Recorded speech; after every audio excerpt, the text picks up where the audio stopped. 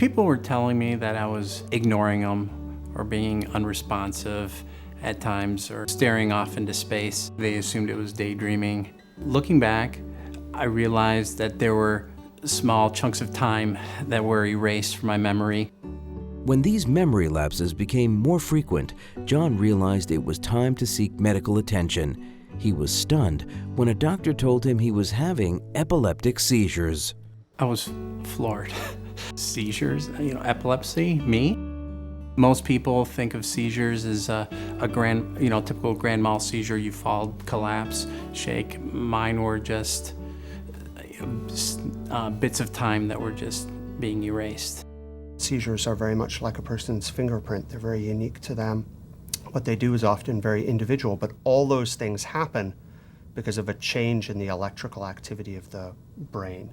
For people diagnosed with epilepsy, the first line of treatment is anti-epileptic medicines. The medication didn't work, so then they tried another medication.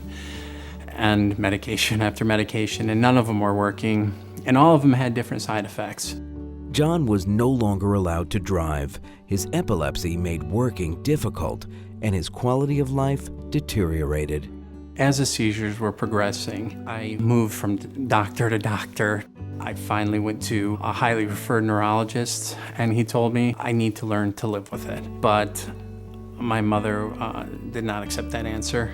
She insisted that I continue, and she asked me to go to the University of Michigan. John was evaluated at the University of Michigan Epilepsy Program. This unique program is one of only a few in the country to offer a large and comprehensive academic center, bringing together experts from across many medical and allied health disciplines to treat and often cure epilepsy.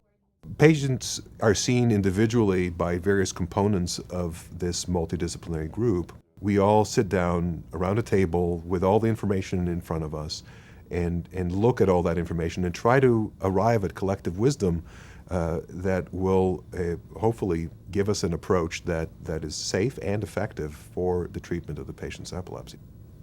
After extensive testing, the team determined John's epilepsy had a single focal point in his temporal lobe. That made John an excellent candidate for epilepsy surgery.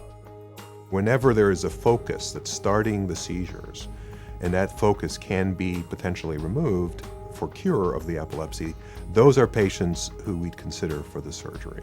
What we actually are doing is we're actually carving out that area that we think is the cause of these electrical storms and removing it from the brain so that it can no longer spark the fire of the seizure.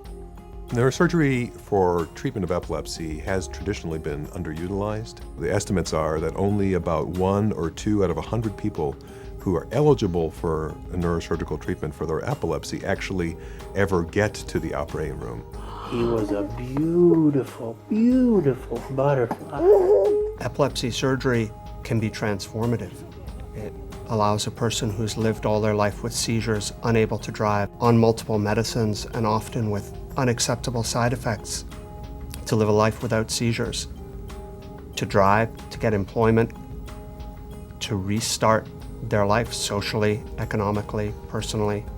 Surgery was 6 years ago, and I remember walking into the hospital early that morning on May 25th and giving my mom and my girlfriend at the time, now my wife, and my father all hugs and kisses, saying my goodbyes.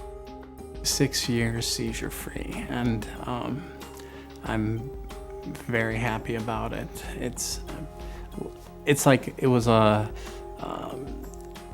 like I started life over again. I got married, bought a house, have a family, have my little boy. Mom was right, Mom knew best, and I'm very happy that I listened to Mom and went to the University of Michigan.